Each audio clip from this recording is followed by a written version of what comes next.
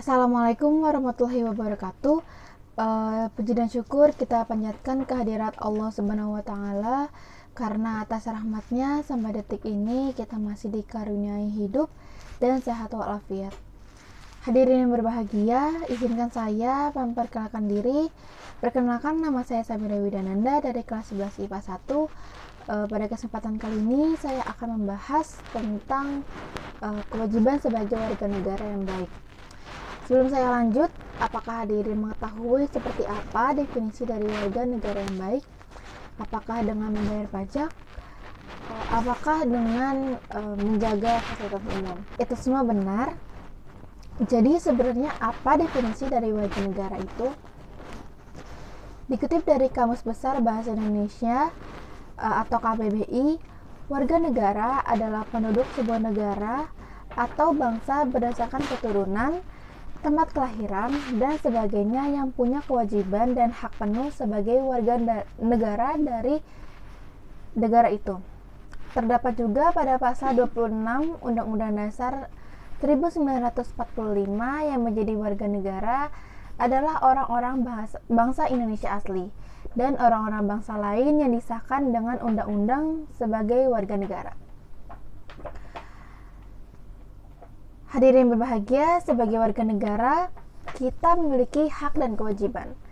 Mereka merupakan hal yang tidak dapat dipisahkan karena bagaimanapun dari kewajiban itulah muncul hak dan begitupun sebaliknya. Akan tetapi di sini saya akan membahas tentang kewajiban saja.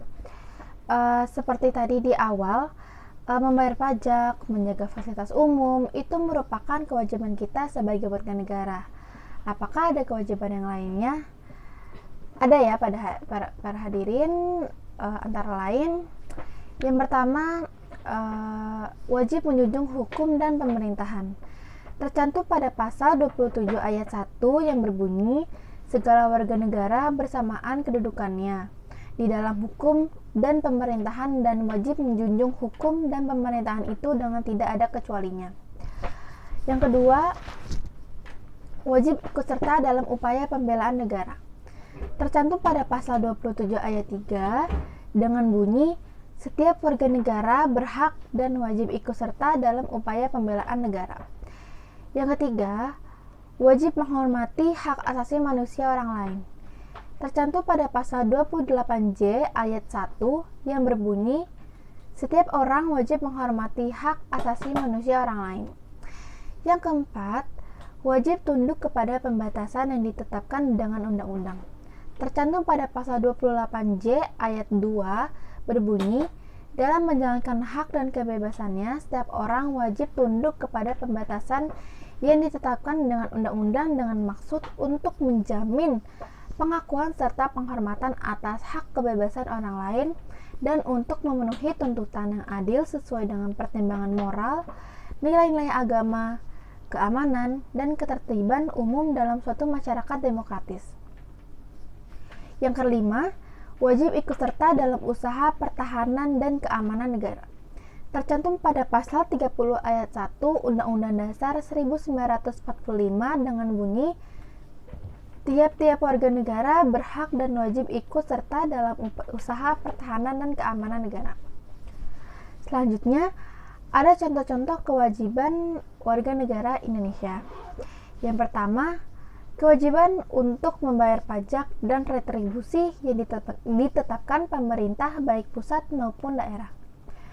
Pajak merupakan iuran rakyat kepada negara berdasarkan undang-undang, sehingga dapat dipaksakan dengan tidak mendapat balas jasa secara langsung. Membayar pajak terhadap negara merupakan kewajiban yang sangat umum bagi setiap negara. Artinya, setiap negara telah memberlakukan aturan yang memaksa kepada setiap warganya untuk membayar pajak. Bahkan pajak telah menjadi andalan negara dalam pembangunan nasional masing-masing negara, termasuk di Indonesia. Hal tersebut sudah diatur dalam Undang-Undang Nomor 16 Tahun 2009. Selanjutnya nomor 2, kewajiban untuk menaati, tunduk, dan patuh pada peraturan hukum yang berlaku di wilayah negara Indonesia. Nah, mengapa kita sebagai warga negara harus patuh pada peraturan yang berlaku? Peraturan dibuat memang untuk dipatuhi dengan tujuan menciptakan suatu keamanan, kenyamanan. Dengan mematuhinya, kita turut menjaga kenyamanan dan keteraturan lingkungan. Ketika seseorang menaati peraturan hukum, berarti orang tersebut memiliki kesadaran untuk menaati perundang-undangan yang berlaku, menegakkan kepastian hukum dan kepastian hukum yang berlaku dan mempertahankan ketertiban hukum yang sudah ada. Yang ketiga, kewajiban untuk menghargai orang lain. Menghargai orang lain sangat penting di mana saja. Tujuan saling menghargai ini adalah untuk menciptakan kedamaian dan keharmonisan di masyarakat. Jika masyarakat damai dan harmonis, akan meminimalisir konflik sosial yang akan menimbulkan perpecahan antar masyarakat. Yang keempat, kewajiban untuk mengikuti pendidikan dasar. Kewajiban mengikuti pendidikan dasar setiap warga negara ditegaskan di dalam Undang-Undang Dasar tahun 1945 pada pasal 31 ayat 2 yang bunyinya adalah setiap warga negara wajib mengikuti pendidikan dasar dan pemerintah wajib membiayainya. Yang kelima, kewajiban untuk melakukan pembelaan kedaulatan negara. Tercantum pada pasal 27 ayat 3 Undang-Undang Dasar 1945 bahwa usaha bela negara merupakan hak dan kewajiban setiap warga negara. Bela negara dapat dilakukan secara fisik maupun non-fisik. Wujud bela negara fisik bisa diartikan sebagai usaha mempertahankan dan menghadapi serangan fisik yang mengancam keberadaan negara tersebut. Contohnya pelatihan dasar kemiliteran, tentara dan polisi itu termasuk bela negara yang dapat dilakukan secara fisik. Adapun wujud bela negara non fisik dapat diartikan sebagai upaya berperan aktif dalam memajukan bangsa dan negara, baik melalui pendidikan, moral, sosial maupun peningkatan kesejahteraan bangsa tersebut. Contohnya, belajar dengan sungguh-sungguh, mengisi kemerdekaan, dan pendidikan kewarganegaraan. Intinya, bela negara merupakan sebuah semangat berani berkorban demi tanah air, baik harta bahkan nyawa sekalipun berani dikorbankan demi keutuhan negara Kesatuan Republik Indonesia. Yang keenam, kewajiban untuk tunduk kepada pembatasan atas hak kebebasan.